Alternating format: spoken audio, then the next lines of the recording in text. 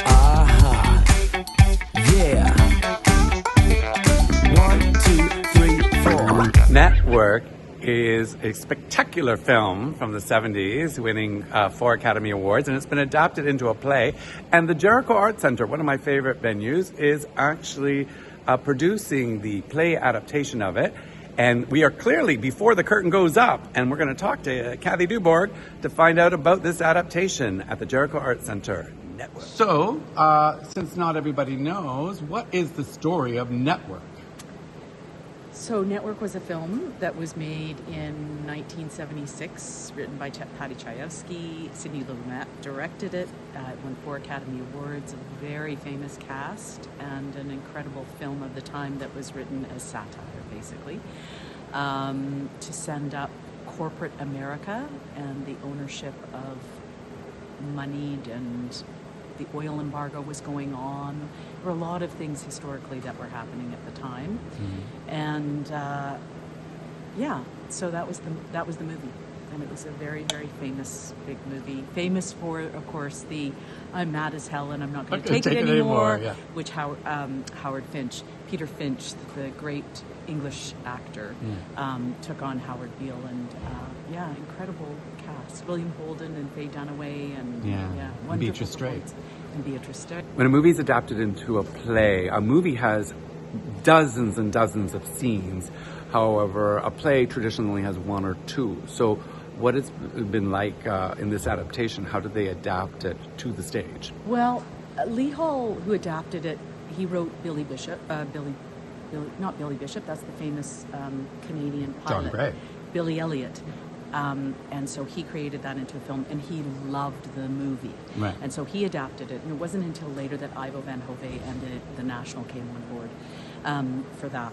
But he called it, what he did, he went to the original transcripts of the film. So he went to Chayefsky's, not the film that Lumet shot, although they're close, but they actually went to his drafts. Okay. And he called it keyhole adaptation, or something like that.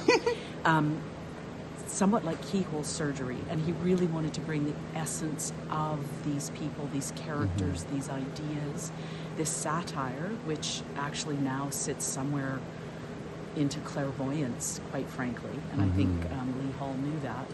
And so it's similar. There's a lot of locations. It goes quickly.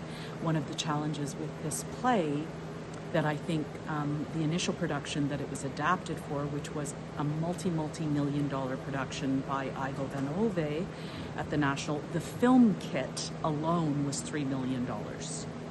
We've done it with a $40 TV that we found on Marketplace, some incredible people that know about wires, old cameras, dedicated people that have given their time and expertise to understanding this, and we have no idea if it's going to work. None. Right now, I have no idea if all of this, basically, our $100 package is going to work. And all our ingenuity. So, yes.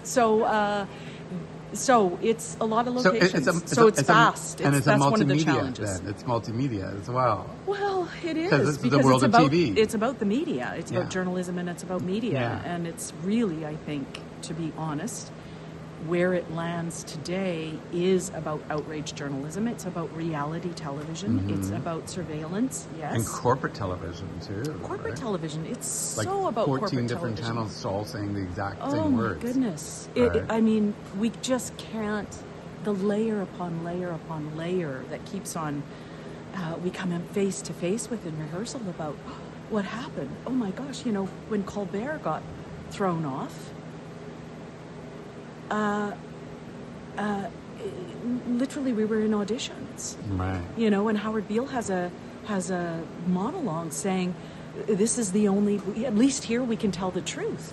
Right. Well, no, we can't. You can't tell the truth anymore. It is astonishing. Yeah. And now with AI and the reality that if these things are going to be monitored, what is freedom of the press? What is freedom of speech? Right. And right now, this is really key to the whole question. It is an incredible journey with the topics that this play touches on, investigates, and it goes on and on and on. Yeah, I guess the audience in the 21st century is going to be looking at it through a completely different lens than the audience in the 1970s looked at it. You know, what just occurred to me as you were talking there too, like with the catchphrase, he opens the window and says, everybody say I'm mad as hell and I'm not going to take it anymore. Is this audience participation? No. Okay, we're not supposed to do it, okay? Maybe. I hope. I don't know. We don't know. That's one of the great questions. This play has a lot of questions, you know? It is like the play itself. The play itself, but also the production, the mounting, yeah. How much does the audience want to yell that? And I think we will, but maybe not. Maybe they'll applaud. I don't know. Right. I don't know. We'll see. Yeah, we'll see. Because the audience does play in it. Yeah, because because I guess we're a studio audience in some cases. In the second act. Yeah. Yeah. This is your chance to pitch this show. You're going to look right down the camera barrel, and you're going to tell the people, because we've been talking about a lot of themes and a lot of heavy themes, and I don't know, Mr. and Ms. Joe Q. Public are going, well, this sounds a little heavy, and it was a satire. You tell them why they should not miss funny. it. I promise you'll laugh. I promise you will. I promise you'll laugh. And you'll think, I really want to be in the car on the way home with everybody and talk about this play. Really, that's what I want. I may come every night just for the conversations in the lobby. That's what I want. That's my pitch. My pitch is come and... I'll drive home with you. Ask yourself... I'll drive home with you.